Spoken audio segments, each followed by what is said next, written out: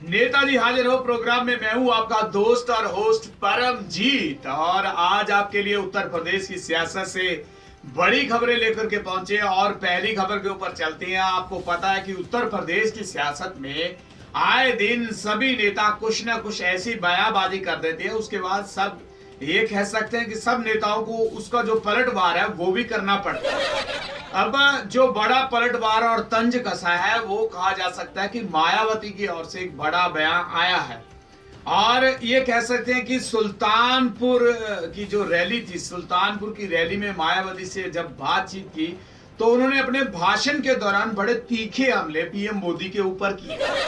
और पीएम मोदी साहब के उन बयानबाजी के ऊपर उन्होंने अपने जो ऐसे तंज कसे, उनको सुनने के बाद ऐसा लगता है कि जितने भी राज्य नेता हैं सब कॉमेडी के मास्टरमाइंड हैं। सबको कॉमेडी आती है, अच्छी कॉमेडी आती है, और ऐसा लगता है कि अब तो कोई कॉमेडी शो देखने की आवश्यकता ही नहीं है। किसी भी मंत्री की रैली को सुन लीजिए, उसमें बहुत कॉमेडी निकल आएगी। दरअसल पीएम मोदी ने उरई रैली में कहा था कि बीएसपी बहुजन समाजवादी पार्टी का नाम बदलकर भेंजी संपत्ति पार्टी हो गई। तो इसके ऊपर बहुत सी बातें जो मोदी साहब ने अपने अंदाज में कही और कहा कि पैसा जब बंद हुआ, नोटबंदी किया, सबसे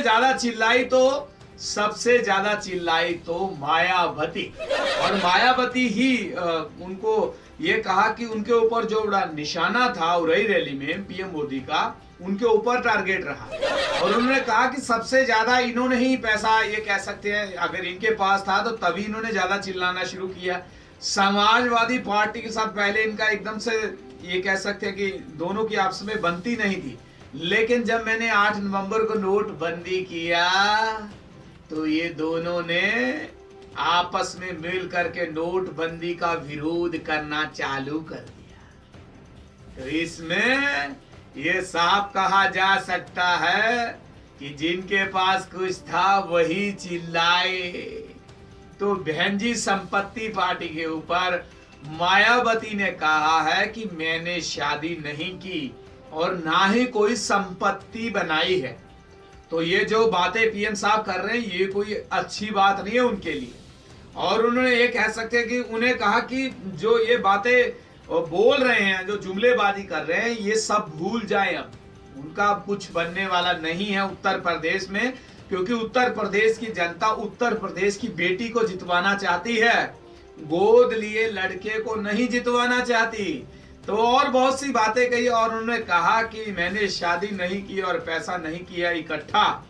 पर पीएम मोदी ने ये जो बातें की हैं ये कोई अच्छी बात नहीं है। और इसके नाम पर उन्होंने कहा कि जो पीएम मोदी हैं वो आरक्षण विरोधी हैं, दलित विरोधी हैं। और इन्होंने जो कहा कि कब्रिस्तान और जो शमशान घाट की जो बातें बोली हैं, जो कब्रिस्तान की बातें बोली हैं, ये कोई अच्छी बातें नहीं, इनसे मुंह से ये जस्ती नहीं है। और कहा कि इसमें जो बड़ी बातें जो पार्टी के साथ उन्होंने कहा कि पैसा संपत्ति ये कुछ भी नहीं मैंने बनाया।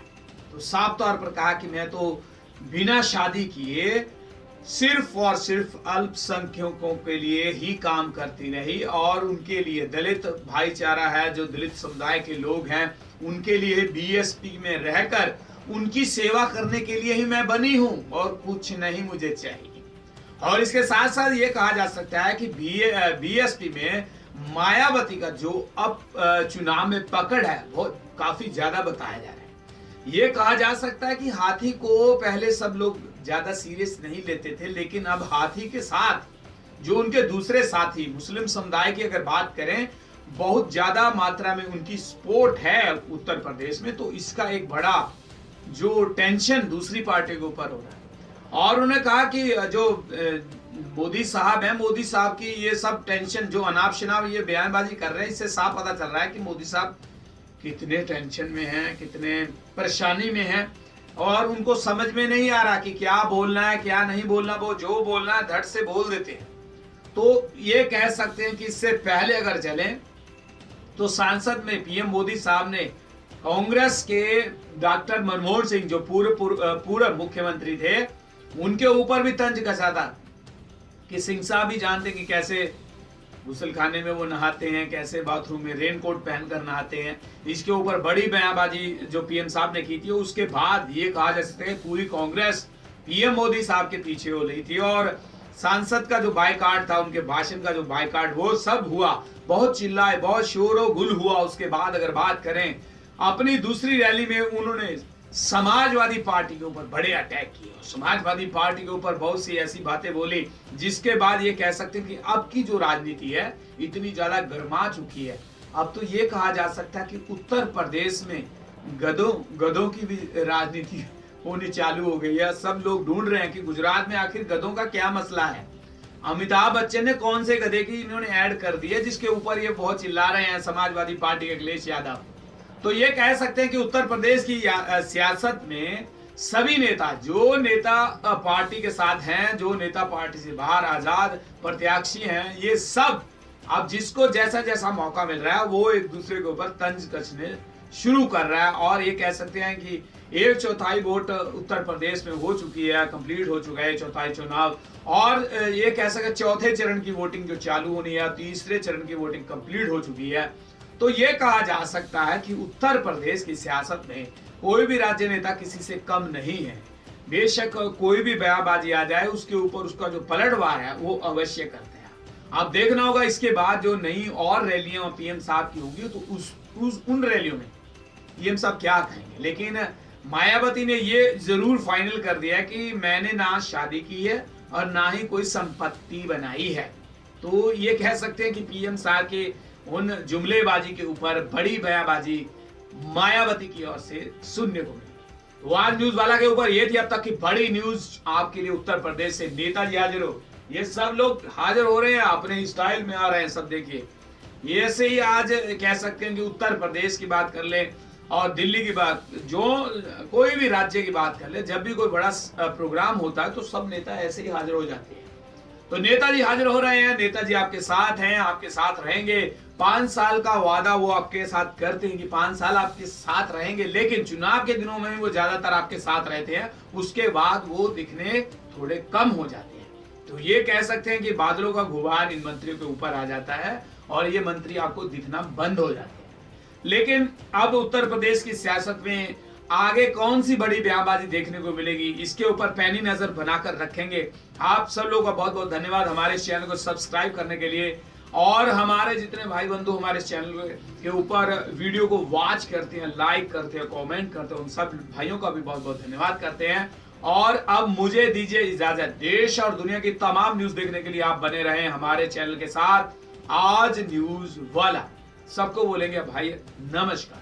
नेताजी हाजिर हो प्रोग्राम में मैं हूं आपका दोस्त और होस्ट परमजीत, और आज आपके लिए उत्तर प्रदेश की सियासत से बड़ी खबरें लेकर के पहुंचे। और पहली खबर के ऊपर चलती हैं। आपको पता है कि उत्तर प्रदेश की सियासत में आए दिन सभी नेता कुछ ना कुछ ऐसी बयानबाजी कर देते हैं, उसके बाद सब ये कह सकते हैं कि सब नेताओं को उसका जो पलटवार है वो भी करना पड़ता है। अब जो बड़ा पलटवार और तंज कसा है वो कहा जा सकता है कि मायावती की ओर से एक बड़ा बयान आया है।